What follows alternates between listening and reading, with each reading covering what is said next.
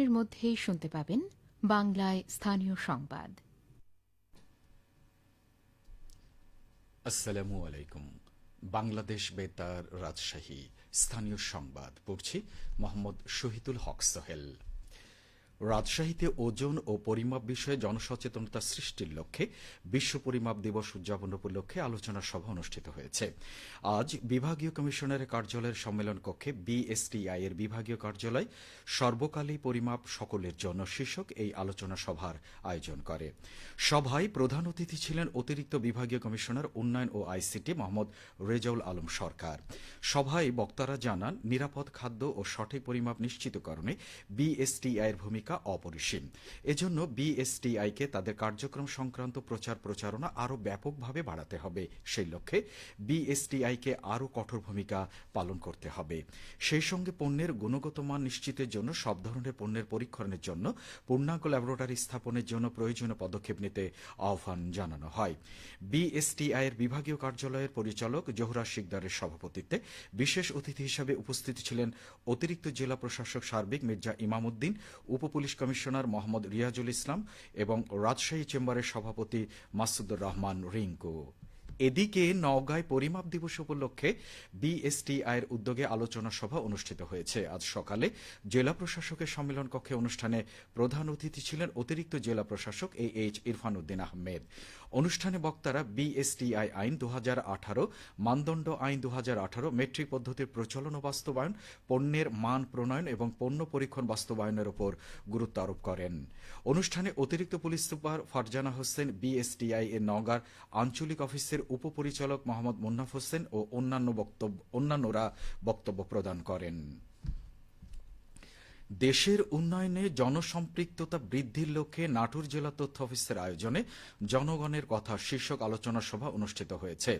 আজ যুব উন্নয়ন অধিদপ্তরের প্রশিক্ষণ হলরুমে এই সভার আয়োজন করা হয়। যুব উন্নয়ন অধিদপ্তর নাটোর জেলা কার্যালয়ের উপপরিচালক কে এম আব্দুল মতিনের সভাপতিত্বে অনুষ্ঠানে স্বাগত বক্তব্য দেন জেলা তথ্য অফিসার মোহাম্মদ আব্দুল আওয়াল। বিশেষ অতিথির বক্তব্য রাখেন মাদকদ্রব্য নিয়ন্ত্রণ অধিদপ্তরের নাটোর জেলা কার্যালয়ের উপপরিচালক মোহাম্মদ মেহেদী হাসান এবং নাটোর প্রেস ক্লাবের সভাপতি ফরাজি আহমেদ রফিক বাবন। সভায় বক্তারা বলেন, জুলাই গণঅভ্যুত্থানের মাধ্যমে নতুন বাংলাদেশ বিনির্মাণের সুযোগ তৈরি হয়েছে।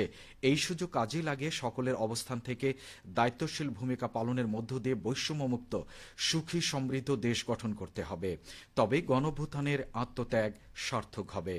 সভায় দেশের উন্নয়ন ত্বরান্বিত করতে গুণগত মানের গবেষণাধর্মী শিক্ষা এবং শিক্ষাঙ্গনের যথাযথ পরিবেশ নিশ্চিত করা, দুর্নীতি ও মাদক নিয়ন্ত্রণ করা, পৌরসভা এলাকায় বর্জ্য ব্যবস্থাপনার উন্নয়ন, জলাশয়ের অবৈধ দখল উচ্ছেদ করা, অনলাইনে গুজব প্রতিরোধে সচেতন থাকা, শিশুর মানসিক বিকাশ, মোবাইল ফোনের অপব্যবহার রোধ, নৈতিকতা ও মূল্যবোধ, বিভিন্ন ইস্যুতে শিক্ষার্থী সহ উপস্থিত সুধীজন তাদের মতামত উপস্থাপন করেন।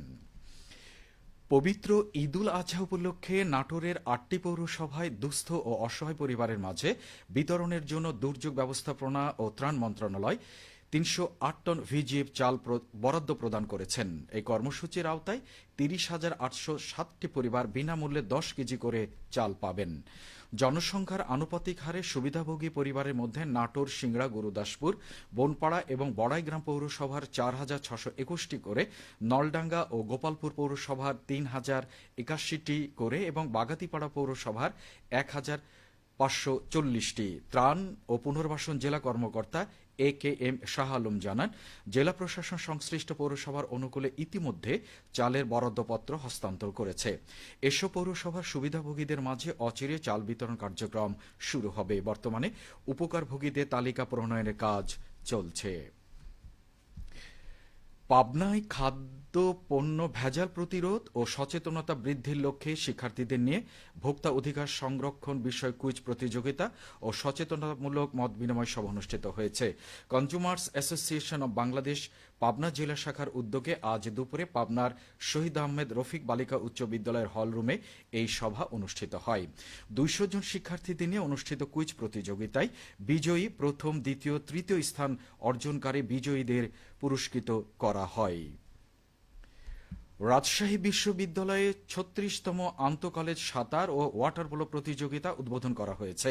আজ সকালে রাজশাহী বিশ্ববিদ্যালয়ে সুইমিং পুলে জাতীয় পতাকা সহ বিভিন্ন হলের পতাকা উত্তোলন ও বেলুন ফেস্টুন উড়িয়ে সাঁতার প্রতিযোগিতার উদ্বোধন করেন রাজশাহী বিশ্ববিদ্যালয়ের উপাচার্য প্রশাসন প্রফেসর ডক্টর মোহাম্মদ মাইনুদ্দিন। অনুষ্ঠানে আরও উপস্থিত ছিলেন উপাচার্য শিক্ষা প্রফেসর ডক্টর মোহাম্মদ ফরিদউদ্দিন খান এবং শরীরচর্চা শিক্ষা বিভাগের ভারপ্রাপ্ত পরিচালক রোকসানা বেগম। শরীরচর্চা শিক্ষা বিভাগের আয়োজনে ৩ দিনব্যাপী এ সাঁতার প্রতিযোগিতায় রাজশাহী বিশ্ববিদ্যালয়ের মোট ১৭টি হলে শিক্ষার্থীরা অংশগ্রহণ করছে। সবশেষে আবহাওয়া। আজ রাজশাহীতে সর্বোচ্চ তাপমাত্রা ছিল ৩৪ ডিগ্রি সেলসিয়াস এবং সর্বনিম্ন ২৪.৬ ডিগ্রি সেলসিয়াস। বিকেল ৩টায় বাতাসে আপেক্ষিক আর্দ্রতা পরিমাণ ছিল ৯৩%। আজ রাজশাহী ও তার পার্শ্ববর্তী এলাকায় সূর্যাস্ত সন্ধে ৬টা ৪৪ মিনিটে। সংবাদ শেষ হলো। আমাদের পরবর্তী স্থানীয় সংবাদ শুনবেন সন্ধে ৭টায়।